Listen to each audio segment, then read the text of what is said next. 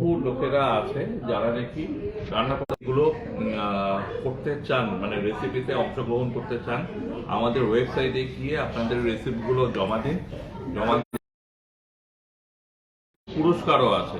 পুজোর আগে আমরা প্রত্যেক বছর এই পুরস্কারটা আমরা দিই। সুতরাং যারা যারা অংশগ্রহণ করতে ইচ্ছুক তারা অংশগ্রহণ করুন এবং ভূতের রাজা দিল বড় ওয়েবসাইটে গিয়ে আপনাদের রেসিপিগুলো সাবমিট করুন। পদগুলো যেটা নাকি বললাম সেটা হচ্ছে তিন রকম ইলিশ, চিংড়ি এবং কাঁকড়ার উপরে নানা ধরনের পদ আছে, কিন্তু কি কি পদ আছে সেটা কিন্তু ভূতেজা দিল পরে আসতে হবে, এসে চেখে দেখতে হবে।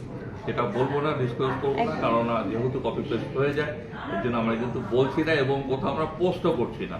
শুধু এইটুকু জানাচ্ছি যে আমাদের উৎসব আজকে থেকে শুরু হলো, আগামী 1.5 মাস এটা চলবে।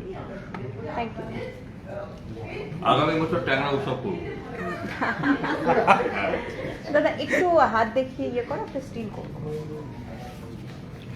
আমি মাঝে মাঝে সোশ্যাল মিডিয়া খুলে নিজেই চমকে চাই, এটা কি ভূতের রাজা না অন্য কেউ? একদম সেম। আমি দুটোই বলেছি, আর এর থেকে বেশি কিছু বলি। এটাই তো বলতে চাইছিলাম, মানে তুই বলবো মানে আপনারা যারা রেস্টুরেন্টের ব্যবসা করছেন কাইন্ডলি করুন, কিন্তু ভূতের রাজা কপি করতে যাবেন না, এটাই আপনাদেরকে বলার বিষয়। নতুন কিছু করে দেখার, মানুষও নতুন কিছু পাক।